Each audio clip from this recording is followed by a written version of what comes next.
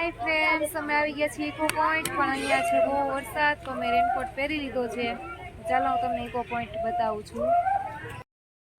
મિત્રો, અહીંયાથી આવવાની એન્ટ્રી ફી છે પર પર્સન 10 રૂપીઝ, એટલે કે 10 રૂપિયા.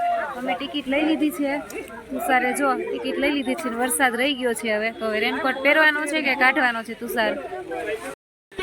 અહીંનું બતાવી દઉં તમને આ ઇકો પોઈન્ટનો નજારો. અહીંયાથી બધા બૂમ પાડે એટલે રાઈડ ઉપાડવાની, એટલે બૂમ પાડવાની, એટલે આપણને પાછો આપણો અવાજ આવે એ રીતના છે અહીંયા જો. એટલે એને કહેવાય છે નામમાં ઇકો પોઈન્ટ. પછી અહીંયા બોટિંગ છે, પેન્ડલથી કરવાની ઓલી બધી બોટિંગ છે, પણ 200 રૂપિયા ટિકિટ છે પેન્ડલ બોટિંગના.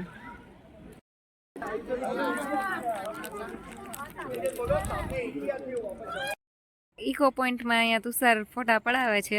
અમારા ડ્રાઈવર સાહેબ છે એ ફોટા પાડવામાં પણ ઓલરાઉન્ડર છે. અમને બધા ફોટા એને જ પાડી દીધા છે.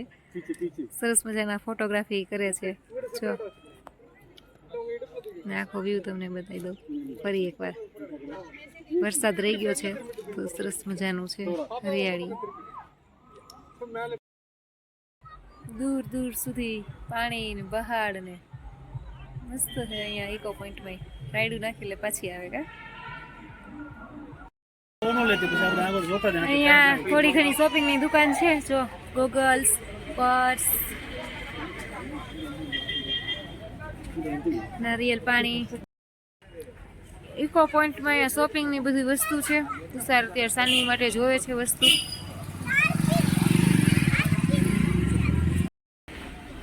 પછી અહીંયાથી મેં લીધા છે આ ચશ્મા. કેવા છે મિત્રો કોમેન્ટમાં કરજો. બહુ ખાસ મને તો નથી ગમતા. સારા છે? તમે કહેજો કોમેન્ટમાં કેવા લાગે છે. હવે અમે આવી ગયા છીએ ચોકલેટ લેવા માટે સાનવી માટે. તો અહીંયાથી સાનવી માટે આવી ચોકલેટ લીધી છે 200 રૂપિયાની. કા લીધી?